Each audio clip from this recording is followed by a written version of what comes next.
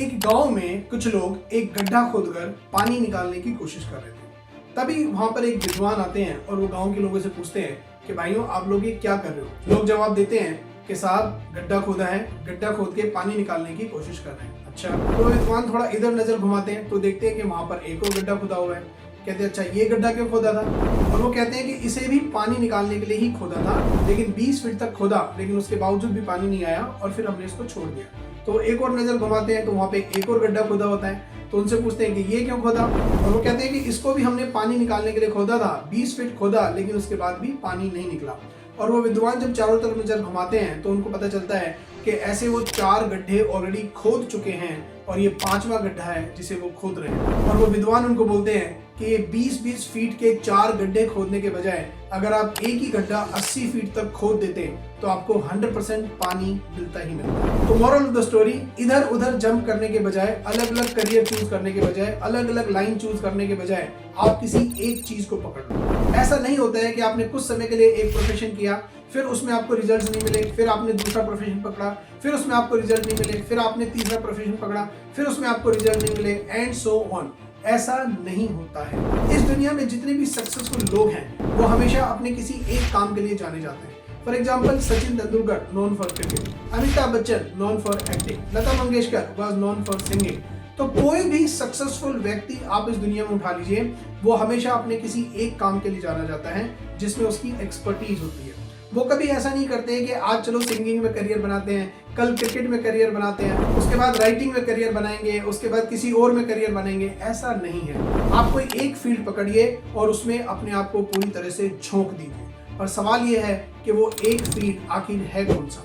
वो एक field actually depend करता है आपके ब्रेन की न्यूरोलॉजिकल स्ट्रेंथ के ऊपर, आपके ब्रेन की वो क्वालिटी जिसके साथ आप इस दुनिया में पैदा हुए हैं। हमारे ब्रेन में 100 बिलियन न्यूरॉन्स होते हैं और वो 100 बिलियन न्यूरॉन्स हमारे ब्रेन के 10 अलग अलग लोब्स में डिस्ट्रीब्यूटेड होते हैं। और जिस लोब में जितने ज्यादा न्यूरॉन्स हैं वो ब्रेन लोब उतना ही ज्यादा स्ट्रांग है। यानी कि उससे करने वाले काम अगर आप करेंगे तो आप उन कामों में एक्सेल करेंगे ही करेंगे।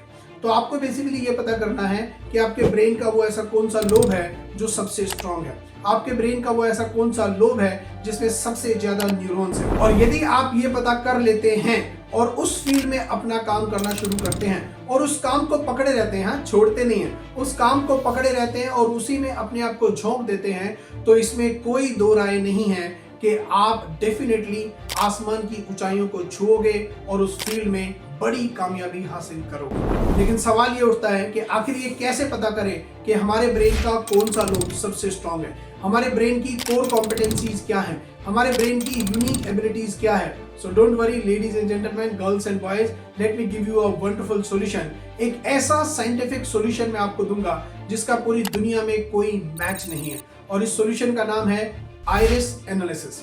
आइरिस एनालिसिस एक साइंटिफिकली प्रूवन असेसमेंट है जिसमें आपकी आंखों के कलर्ड पार्ट को, जिन्हें हम आइरिस कहते हैं, आपकी आंखों के कलर्ड पार्ट को एआई के माध्यम से स्कैन करके आपके ब्रेन की एक डिटेल्ड रिपोर्ट तैयार होती है। और वो डिटेल्ड रिपोर्ट आपको आपके बारे में सब कुछ बताती है कि किस तरह से आपके ब्रेन का न्यूरोलॉजिकल स्ट्रक्चर डिजाइन है, आपके ब्रेन के जो 10 लोब्स हैं उनमें से कौन सा लोब सबसे स्ट्रांग है, कौन सा लोब एवरेज है और कौन सा लोब वीक है। जो सबसे स्ट्रांग लोब है उससे जुड़े हुए प्रोफेशन में यदि आप काम करेंगे तो आप कामयाबी की बुलंदियों को छुएंगे, इसमें कोई भी दो राय नहीं है। और अगर आप भी ये जानना चाहते हैं कि आपके ब्रेन का न्यूरोलॉजिकल स्ट्रक्चर कैसे डिजाइन है, आपके ब्रेन की यूनिक एबिलिटीज क्या है, आपके ब्रेन का इनबॉर्न टैलेंट क्या है, और अगर आप भी उस फील्ड में काम करके कामयाबी की बुलंदियों को छूना चाहते हैं तो उसके लिए गो फॉर आइरिस एनालिसिस।